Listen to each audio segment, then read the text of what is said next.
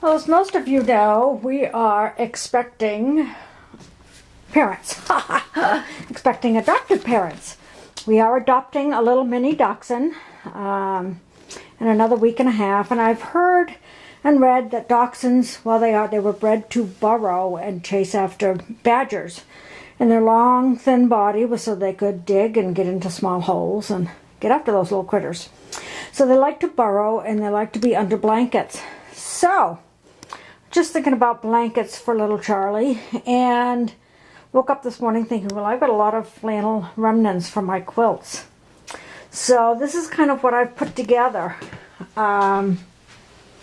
This green and cranberry, I'm just going to have to cut those other two strips to match the shorter ones.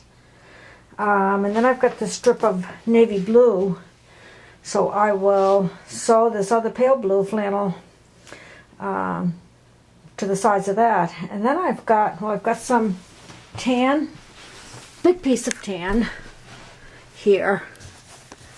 Well, that isn't, but underneath here is. And I've got some big pieces under here of the cream colored flannel that I've used for backing on my quilts. So what I think I'm going to do is I'm going to make this double flannel. So there won't be any seams to irritate Charlie. And then maybe I'll do some quilting just to hold the pieces together. We shall see. But this is what I'm going to work on. He's got a little green bed. And even though he is a boy, I hope he won't mind the flowers. So I think I'll start on the green one first. So let's cut some flannel. Okay, my shortest pieces were 21 inches. So I've cut mostly these two to 21 inches. And we're going to sew them together like that. Okay, I've got the top of my little blanket. And this will be the bottom.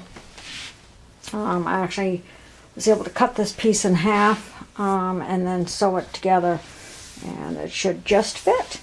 So I'm going to sew the two together, and we'll go from there.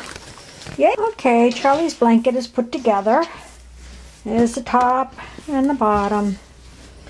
So what I'm going to do, I'm just going to do some light swirly quilting just to hold it all together. And I'll probably sew it on this back side so I can see what I'm doing. Just so it doesn't kind of pull apart. So that's the last step. Okay, here's a blanket for Charlie. It's done. I don't know if you want to look at this. Look at this at your own risk. It's been a while since I tried to do this, and boy did I, it's a dog blanket, so I'm not worried about it. But the quilting is using the walking foot. It's not real good, but it's sewn together, and that's all that matters. Tension is really off in some places. He might catch his little claws in it, pull it apart. I don't know, but that's okay. It's a blanket for Charlie. So there we go. Pretty cool, huh? I like it.